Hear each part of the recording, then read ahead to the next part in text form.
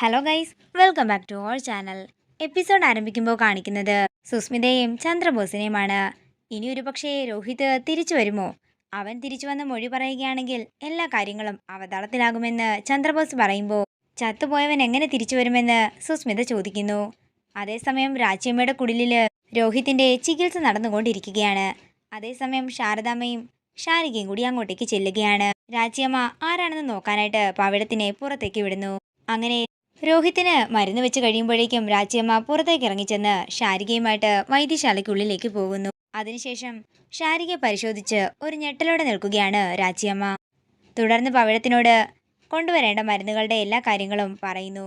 രാച്ചിയമ്മേ, എൻ്റെ മോൾക്ക് കാഴ്ചശക്തി തിരികെ കിട്ടുമല്ലോ അല്ലേ എന്ന് ശാരദാമ്മ ചോദിക്കുമ്പോൾ, വിശ്വാസമില്ലെങ്കിലേ നിങ്ങൾക്കിവളെ ഇവിടെ നിന്ന് കൊണ്ടുപോകാം, ആരും തടയാൻ പോകുന്നില്ലെന്ന് രാച്ചിയമ്മ ദേഷ്യത്തോടെ പറയുമ്പോൾ, അത് പിന്നെ ഞാൻ വെറുതെ ചോദിച്ചതാണെന്ന് ശാരദാമ്മ പറയുന്നു. നിങ്ങൾ പുറത്തേക്കിറങ്ങി നിന്നേ. അങ്ങനെ ശാരദാമ്മ പുറത്തേക്കിറങ്ങി നിൽക്കുമ്പോൾ അവിടെ രോഹിത്തിനെ കാണുകയാണ്. മുഖത്താകെ മരുന്നുകൾ വെച്ചതുകൊണ്ട് തന്നെ ശാരദാമ്മയ്ക്ക് രോഹിത്തിനെ തിരിച്ചറിയാൻ സാധിക്കുന്നില്ല. തുടർന്ന് പവിഴം അങ്ങോട്ടേക്ക് വന്ന് ശാരദാമ്മയോട് പുറത്തേക്കിറങ്ങി നിൽക്കാൻ പറയുകയാണ്. പിന്നീട് കാണിക്കുന്നത് കുടുംബശ്രീ വീടാണ്. ശ്യാമ പുറത്ത് നടന്ന് പഠിക്കുന്നതാണ് കാണിക്കുന്നത്. അതേസമയം മദ്യപിച്ച് ലക്ക് കെട്ട് അങ്ങോട്ടേക്ക് രാജീവ് സാർ വരികയാണ്.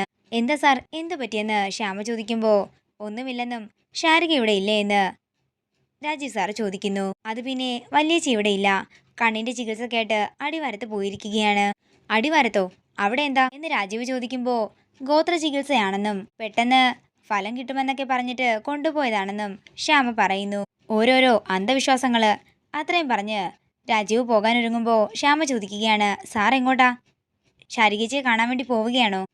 എന്താ കാര്യം എന്താന്ന് രാജീവ് ചോദിക്കുമ്പോൾ ശ്യാമ പറയുകയാണ്, ചേച്ചിക്ക് സാറിനോടുള്ള പിണക്കം ഇതുവരെ മാറിയിട്ടില്ല, സാറ് അങ്ങോട്ടേക്ക് പോകണ്ട. അതെ, എൻ്റെ ഭാര്യയെ എപ്പോൾ കാണണം, എവിടെ വെച്ച് കാണണമെന്നൊക്കെ എനിക്കറിയാം, ഇയാള് എന്നെ അതൊന്നും പഠിപ്പിക്കാൻ വരണ്ട. സാർ, ലഹരി ഒന്നിനും ഒരു പരിഹാരമല്ലെന്ന് ശ്യാമ പറയുമ്പോൾ രാജീവ് പറയുകയാണ്, എൻ്റെ വേദന എനിക്ക് മനസ്സിലാകൂ, എനിക്കിപ്പോൾ ലഹരി അത്യാവശ്യമാണ്, ഇയാളെ എൻ്റെ കാര്യമൊന്നും നോക്കണ്ട, പോയി പഠിക്കാൻ നോക്ക്. അത്രയും പറഞ്ഞ് രാജീവ് അവിടെ നിന്ന് പോവുകയാണ്. പിന്നീട് കാണിക്കുന്നത് സത്യഭാമയുടെ വീടാണ്. പ്രീതിയുടെ മുഖമൊക്കെ തുടച്ച് വൃത്തിയാക്കുകയാണ് സത്യഭാമ. തുടർന്ന് അലമാര തുറന്ന് ഒരു ബാഗ് എടുക്കുമ്പോൾ ബാഗിന്റെ അകത്ത് നിന്ന് പാറുക്കുട്ടിയുടെ ഒരു കുഞ്ഞുടുപ്പ് കിട്ടുകയാണ്. ഇത് കാണുന്ന ഭാമ ആ കുഞ്ഞുടുപ്പ് കെട്ടിപ്പിടിച്ച് പാറുക്കുട്ടിയുടെ ഓരോരോ കാര്യങ്ങളൊക്കെ ഓർക്കുന്നു. തുടർന്ന് ഭാമ ആ ഉടുപ്പ് ചേർത്ത് പിടിച്ചുകൊണ്ട് പ്രീതിയെ നോക്കുകയാണ്. അതേസമയം അങ്ങോട്ടേക്ക് അർജുൻ വരുന്നു. അർജുനെ കണ്ടയുടൻ തന്നെ ഭാമ പുറത്തേക്ക് ഇറങ്ങാൻ ശ്രമിക്കുമ്പോൾ അർജുൻ പറയുകയാണ്, ഞാനും പാറുക്കുട്ടിയെ ഒരുപാട് മിസ് ചെയ്യുന്നുണ്ട് സത്യാമ്മേ, എൻ്റെ ഉള്ളാകെ നീറിപ്പുകയുകയാണ്. എൻ്റെ മോള് ആഹാരം കഴിച്ചോ? എൻ്റെ മോൾക്ക് എന്തെങ്കിലും അസുഖമുണ്ടോ? എൻ്റെ മോള് എന്തെങ്കിലും സംസാരിക്കുന്നുണ്ടോ? ഒന്നും എനിക്കറിയില്ല. അതെല്ലാം അറിയാനുള്ള ആഗ്രഹവും എനിക്കുണ്ട്. എനിക്ക് സത്യാമ്മയോട് ഒരു കാര്യം മാത്രമേ പറയാനുള്ളൂ. ഇപ്പോൾ രോഹിത്തിന്റെ കേസിൽ ഇൻവെസ്റ്റിഗേറ്റിംഗ് ഓഫീസറായിട്ട് വന്നിരിക്കുന്നത് ശ്രീരഞ്ജിനിയാണ്. രഞ്ജിനി IPSന് ബുദ്ധിമുട്ടുണ്ടാകുന്ന രീതിയിൽ ഒന്നും തന്നെ സത്യാമ്മ ചെയ്യാൻ പാടില്ല. പഞ്ചകൈലാസത്തിൽ നടന്നത് എന്താണെന്ന് നമുക്കെല്ലാവർക്കും അറിയേണ്ടതാണ്.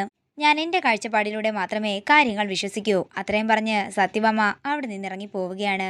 തുടർന്ന് അർജുൻ പ്രീതിയോട് പറയുകയാണ്, നീ കേട്ടില്ലേ നിന്റെ അമ്മ എന്താ പറഞ്ഞിട്ട് പോയതെന്ന്? അത്രയും പറഞ്ഞ് വിഷമത്തോടെ പാറുക്കുട്ടിയുടെ കാര്യങ്ങളൊക്കെ ആലോചിച്ചിരിക്കുകയാണ് അർജുൻ.